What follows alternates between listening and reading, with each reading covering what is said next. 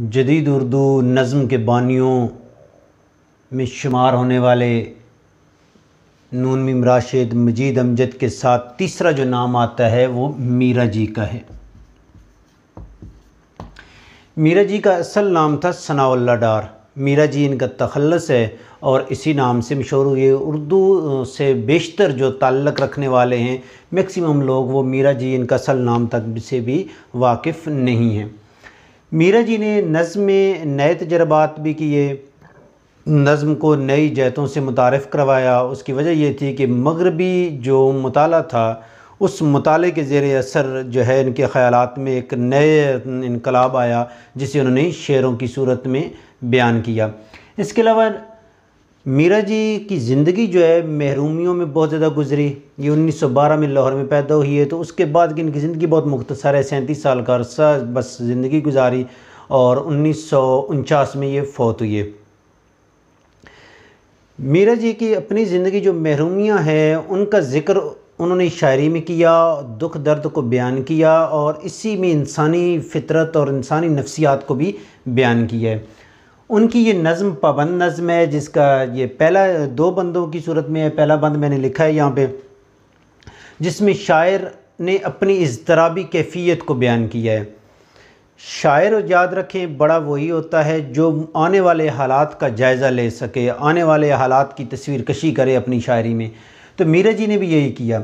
आज अगर आप इस पूरी नज़्म में ये चीज़ देखेंगे, शायर किस चीज़ की बात कर रहा है, वो क्यों समंदर की गहराइयों में जाना चाहता है, वो क्यों पहाड़ों की बुलंदियों और उनके चोटियों पे पहुंचना चाहता है, वो कौन से हालात को चीज़ को जायज़ा लेना चाहता है। इस नज़्म की तशरीह जो है मैं कर रहा हूँ। और साथ में ये चीज़ देखें कि जैसे मैं और आप हैं, हम जब देखते हैं कि पाकिस्तानी टीम जो है एक इंडियन टीम से हार रही है, XYZ इंग्लैंड से है, ऑस्ट्रेलिया से है, हम क्रिकेट खेल पाते तो यहाँ पे लेक्चर ना दे रहे होते, पढ़ ना रहे होते, यहाँ पे हम भी कहीं क्रिकेट के मैदानों में पहुँचे होते, ठीक हो गया।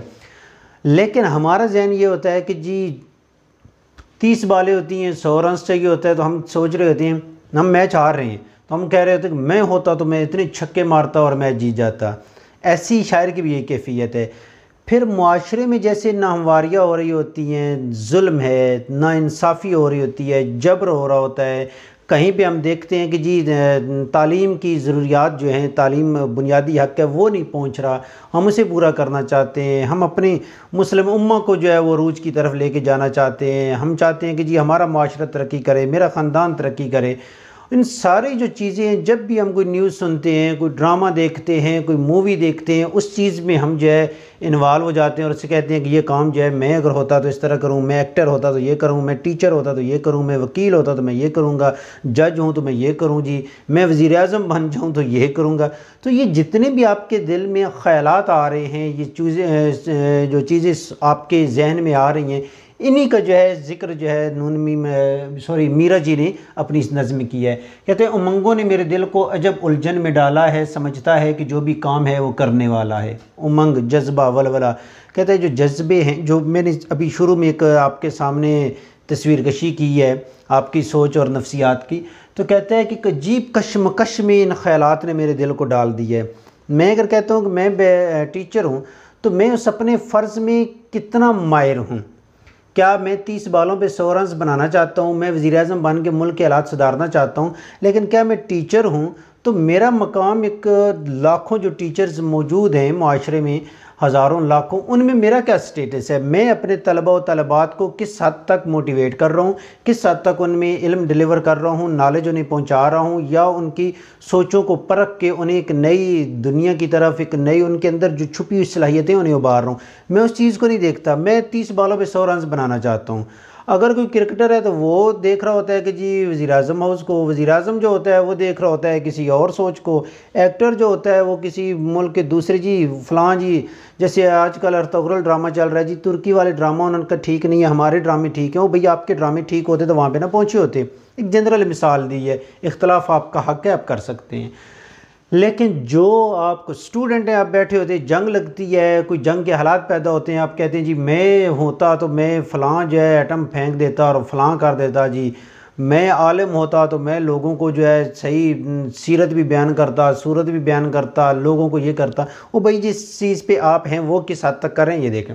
तो खैर इसी में इसने शायर ने इस तरह भी इसी चीज़ को बयान किया है। कहते हैं समझता है कि जो भी काम है वो करने वाला है, हर काम मैं ही करूं, जितने भी काम अभी जिक्र करें, मेरा दिल जो है इस कश्मकश में है। कहते हैं ये कहता है नए रास्ते दिखाऊं मैं सवारों को, जो रास्ते में भूले भटके लोग हैं उनको एक नए रास्ते से आशना करूं। एंड में मैं आपको ये भी बताता हूँ कि ये इज़्तिराब आपके अंदर क्यों होता है। अच्छा, ये कहता है कि ले आऊँ मैं फलक से मापारों को, चाँद के टुकड़ों को आसमान से मैं ज़मीन पे उतार लूँ। यानी ये काम वो हैं जो शायर की दस्तरस में नहीं है, शायर फिर भी उन कामों को अंजाम देना चाहता है। क्यों देना चाहता है उसका जवाब देता हूँ भाई। ये कहता है कि सहराओं की दूरी तय करूँ पल में, यानी एक लम्हे में, हकीकत में ये एहसास शऊरी तय करूँ पल में। सहराओं का जो फ़ासला है, जो ना ख़त्म होने वाले सहरा हैं, उनका फ़ासला जो है एक लम्हे में मैं तय कर लूँ। हकीकत में ये जो शऊर का ये एहसास है, ये चीज़ मैं एक लम्हे में तय करूँ। जी किसी भी मुल्क में कहीं पे इंसानियत चीख रही है परेशानी में, कश्मीर आ गया, फ़लस्तीन आ गया, चेचनी है, ये कहीं पे जैसे हमारे शोरा अहमद फराज ने वियतनामियों के नाम भी लिखी, ठीक हो गया। फैज़ अहमद फैज़ ने इसराइली इसके फ़लस्तीनियों के नाम लिखी, ठीक हो गया। ईरानी तलबा के नाम लिखी। तो इस तरह के या मज़दूरों के नाम लिख रहे हो, किसी मुल्क के भी हैं, इंसानियत के लिए है, सिर्फ मुसलमान की हद से नहीं। तो शायर जो होता है वो फ़नकार होता है, तख्लीकार होता है, तो वो हर चीज़ को जो है अपनी इस दर्द में बयान करता है। जैसे फैज़ ने कहा कि हमने उन पर किया है अरफ़े अक्संगजन, जिनकी हैबत से दुनिया लरसती रही, जिन पे अश्क बहाने को कोई न था, अपनी आँख उनके गम में बरसती रही। अच्छा, ये शेर यहाँ पे मैं लिखना भूल गया था। जहाने नौ को देखाऊँ जो है कल्बे समंदर में, बयानी संग पालूँ जो है कोह के सर में। कहते हैं समंदर की अथाह गहराइयों में जो एक नए जहान, एक नई दुनिया है, उसके राज़ों से भी पर्दा उठा दूँ, वो भी मैं जान पाऊँ। और जो पहाड़ की चोटी पे, उस पहाड़ के असरार भी जो है ज़माने के सामने बयान कर दूँ। कुरान भी यही कहता है कि जो सूरज के निकलने और गुरूब होने में, रात के दिन, दिन के रात, सुबह की शाम और शाम की सुबह में बदलने में अक्ल वाले लोगों के लिए निशानियां हैं। और ये मज़ाहिर फ़ितरत जो हैं, इन राज़ों से पर्दा उठा देना साइंटिस्ट भी यही करता है, शायर भी यही करता है। कहता है कि ये मेरे जो है ना अव्वलीन पेशा है। और कुरान जो है मुसलसल जस्तजू का जो है पैगाम दे रहा होता है, ज़मीन और आसमान को मुसख्खर करने का हुक्म दे रहा है। शायर इन सारे जहानों की वाकफ़ियत इसलिए चाहता है, शायर को जब माशरे में कहीं पे नाहमवारी, ऊंच नीच, जुल्म और मुसवात को टूटता हुआ देखता है, अखुवत को टूटता हुआ देखता है, तो शायर के दिल में बेचैनी जाग उठती है। शायर हर मामले में जहाँ पे वो सहराओं की वसतों को देखता है, नए रस्तों को देखता है, जहान नौ, नए जहान को समंदर के कल में, कहीं भी पहाड़ों की चोटियों पे देखना चाहता है। ये दर हकीकत वो काम हैं जो शायर मुख्तलिफ़ माशरे में पड़ी हुई चीज़ों की इज़्तिराब और कैफियत, जिसके लिए शायर कर कुछ नहीं पा रहा, लेकिन वो करना चाहता है कि अजब उलझन में जो है वो दिल है। वो हर काम को एक्यूरेट तरीके पे चाहता है कि मुकम्मल होना चाहिए, कहीं पे भी जुल्म नहीं होना चाहिए, मुसावात को कायम रखना चाहता है शायर। कहता है, ये कहता है कि सारी कायनात एक ज़र्रा बन जाए जो है ला इंतहा वक्फ़ा, वो बस एक लम्हा बन जाए, ला इंतहा वक्फ़ा। आज आपने एक सफ़र आज़ादी का शुरू किया, जैसे हम देखते हैं कि जी कायद आज़म और इनके सफ़र जो है 40 साल रहा, 50 साल रहा, जी फ़लाँ जो है शख्स जो है 22 सालों के बाद, जैसे आपका वज़ीर आज़म कामयाब हुआ, जी मैं वज़ीर आज़म बनना चाहता हूँ, बन गया, कामयाबी मिल गई।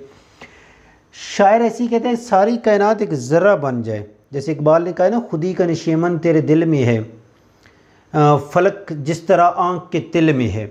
फ़लक ठीक हो गया, आसमान जो है आँख का ये तिल है, पूरा आसमान आपके इसमें समा जाता है। इसे कहता है खुदी का नशेमन जो है वो तुम्हारे दिल में है, कि खुदी क्या चीज़ है, जो इकबाल के फ़लसफ़ा चलता है।